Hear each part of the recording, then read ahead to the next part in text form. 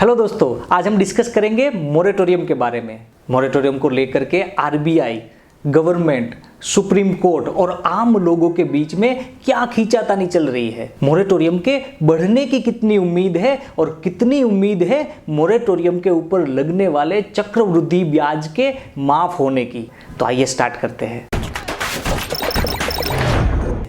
दोस्तों, ये चैनल में हम लोग डिस्कस करते हैं लोन से जुड़ी सब्सिडी और गवर्नमेंट योजनाओं के बारे में। तो अगर अभी तक आपने ये चैनल सब्सक्राइब नहीं किया तो अभी करें और बाजू के बेल आइकॉन को भी दबाएं ताकि आप कुछ इंपॉर्टेंट अपडेट्स मिस ना कर दे। सबसे पहले हम लोग बात करते हैं दोस्तों आरबीआई की।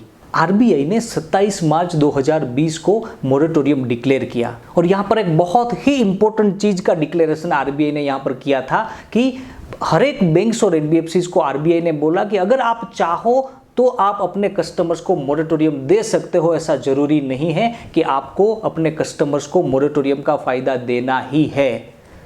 तो ये सबसे पहला सवाल लोग आरबीआई से पूछ रहे हैं कि ऐसा तो नहीं होना चाहिए। अगर आपको राहत देनी ही थी तो बैंक के हाथ में या एनबीएफसीज के हाथ में ये सत्ता क्यों दी गई कि वो चाहे तो मोरेटोरियम दे, अगर वो नहीं चाहे तो ना मोरेटोरियम दे। और उसको लेकर के बहुत सारे कस्टमर्स को बहुत ज़्यादा मुश्किलों का सामना करना पड़ा।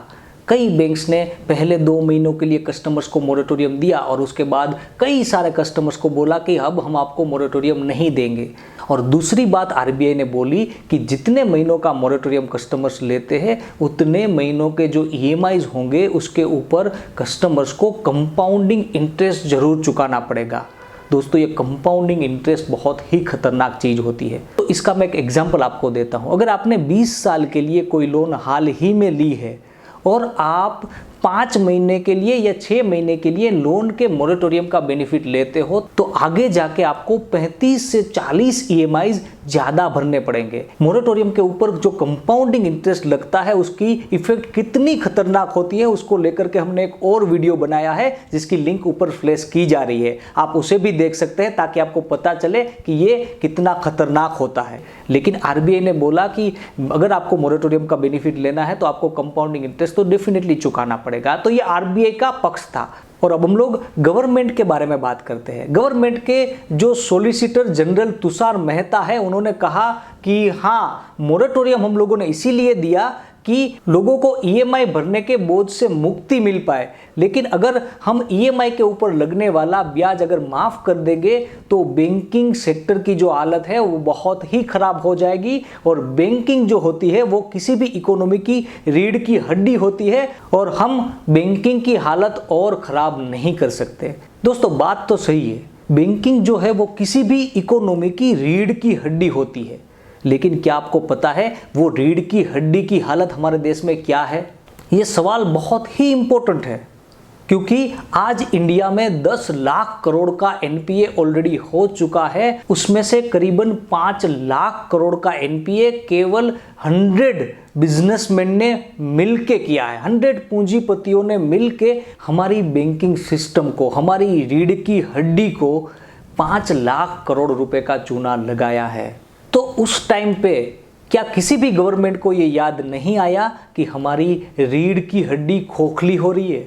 हमारी जो लोन देने की जो प्रोसेस है, लोन डिलीवरी जो मैकेनिज्म है, उसमें कहीं ना कहीं कोई बड़ा प्रॉब्लम है जिसकी वजह से इतना बड़ा एनपीए हो रहा है। ये क्या किसी को भी याद नहीं आया? और जब बात आई आम लोगों को मोरेटोरियम के ब्याज में राहत देने की, तब ये बोला जाता है कि हमारी बैंकिंग सिस्टम इससे बहुत ही खराब रूप से इन्फ्लुएंस होगी, उसका बहुत ही खराब असर हमारी बैंकिंग सिस्टम के ऊपर पड़ेगा।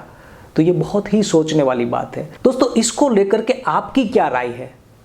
आप ये वीडियो के कमेंट सेक्शन में हमें जरूर बताइएगा।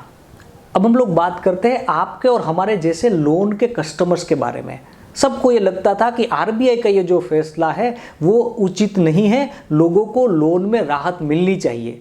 और उसी के चलते गजेंद्र शर्मा नाम के एक व्यक्ति ने सुप्रीम कोर्ट में एक याचिका दाखिल की और बोला कि गवर्नमेंट जिसे राहत का नाम दे रही है वो एक्चुअली में राहत तो है ही नहीं। लोन के कस्टमर्स को अभी ब्याज नहीं भरना होगा, लेकिन आगे जाके उसको बहुत ही ज्यादा बड़ा ब्याज भरना पड़ सकता है। और उन्होंने बोला कि इंडियन डिजास्टर मैनेजमेंट एक्ट 2005 के अंतर्गत अगर गवर्नमेंट चाहे तो लोगों के ऊपर लगने वाला ये चक्रवृद्धि ब्याज माफ कर सकती है और उसे करना चाहिए।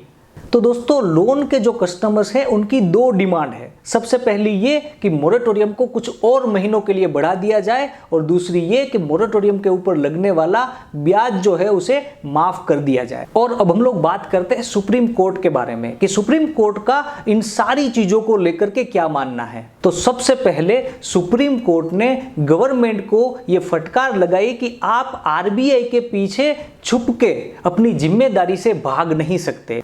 आपने लॉकडाउन लगाया था, उसके बहुत सारे रीजंस आपके पास हो सकते हैं, लेकिन उसके कारण इकोनॉमी को और आम लोगों को बहुत ज्यादा तकलीफ पड़ी है। आपके पास ये पूरी सत्ता है और अगर आप चाहो तो आप उस इंटरेस्ट को माफ भी कर सकते हो। तो ये बहुत ही इंपॉर्टेंट ऑब्जर्वेशन था सुप्रीम कोर्ट की ओर से। और दोस्तों, सुप्रीम कोर्ट ने नॉन परफॉर्मिंग एसेट यानी कि एनपीए के बारे में भी बहुत इंपॉर्टेंट फैसला दिया। अगर कोई लोन का कस्टमर लगातार 3 महीने अपने लोन के ईएमआई बाउंस करता है तो उसे नॉन परफॉर्मिंग एसेट यानी कि एनपीए घोषित किया जाता है। सुप्रीम कोर्ट ने बोला कि जिन जिन कस्टमर्स को 31 अगस्त 2020 तक एनपीए घोषित नहीं किया गया, उसे कोर्ट जब तक कोई और ऑर्डर नहीं करता तब तक एनपीए घोषित नहीं किया जा सकता। अब हम लोग बात करते हैं बैंक्स के बारे में। तो इंडियन बैंकिंग एसोसिएशन की तरफ से हरीश साल्वे ने अपना पक्ष रखा कि हम लोग समझते हैं कि कोरोना की वजह से इकोनॉमी की हालत बहुत ही खराब हो चुकी है और बैंक्स बहुत ही जल्द सेक्टर स्पेसिफिक अनाउंसमेंट लेकर के आएगी। तो इन सारे मुद्दों के बारे में अभी सुप्रीम कोर्ट में सुनवाई चल रही है और हम लोग आशा करते हैं कि मोरेटोरियम की अवधि अगले कुछ महीनों के लिए शायद बढ़ाई जाएगी और मोरेटोरियम के ऊपर लगने वाला कंपाउंडिंग इंटरेस्ट जो है उसे भी शायद माफ किया जाएगा। तो दोस्तों, आज के वीडियो में इतना ही। चैनल को सब्सक्राइब करके बेल आइकन को क्लिक करना ना भूलिएगा। जल्दी मिलते हैं।